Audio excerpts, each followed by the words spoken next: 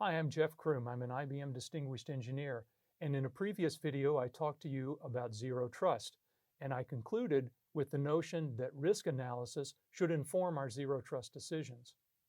So to extend that, let's think about a thought question. Why do you put brakes on a car? Seems like an obvious enough question. Everyone says so you can stop. Let me suggest to you, it's so that you can go really fast. And if you don't believe me, then think about how fast you'd be willing to drive a car that had no brakes.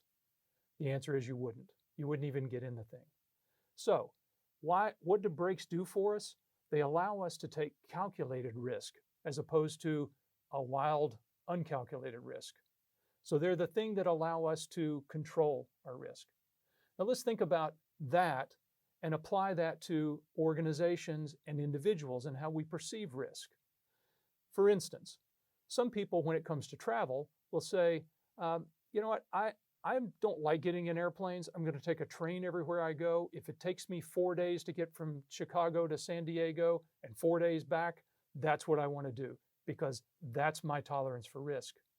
Someone else like me doesn't mind flying 4 million miles in the air.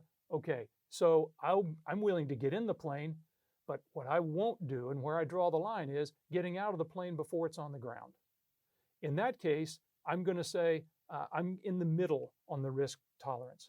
But then some people are willing to say, you know what, with a parachute, I can get out of this perfectly good airplane and I don't have to wait for it to come down to the ground. 3 different tolerances for risk, 3 different risk profiles. Now, what does that have to do with this subject? Well, organizations are the same way.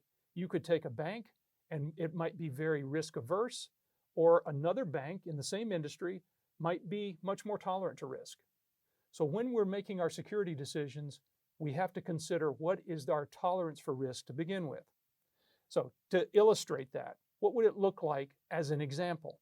Well, if we have, for instance, here is a user who is going to hit our web server, and a more risk-tolerant organization might say, I'm going to put a firewall in front so that I have some level of protection. Good enough, job done. Now, another organization might look at the very same set of issues, the things that we're trying to do, and might say, no, I'd like a little more protection.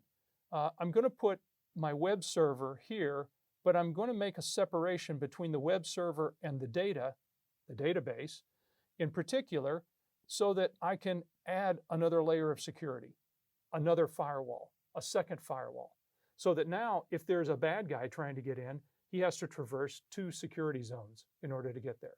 More protection, more averse to risk. However, some organizations like the train guy are going to look at this even more risk averse, and they're going to say, what I want to do is even more separation. I'll put my web server here, an application server behind it, and separate the data from the application. So now I have a path that looks like this. Now I have a traditional DMZ for the web server that's just the presentation services. The application itself is protected from the web server, and the data is separated from all of it. So which one of these is the right answer? Well, it all depends.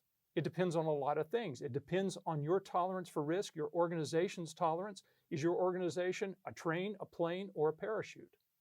It also depends on cost. If this is too expensive, or the type of data that I'm trying to protect isn't worth that level of protection, then I would scale back to one of these others. So there's a lot of considerations that go into this. And if you want more help, we have some resources linked down below where you can see IBM can help in guiding these decisions. Thanks for watching. Please remember to like this video and subscribe to this channel so we can continue to bring you content that matters to you.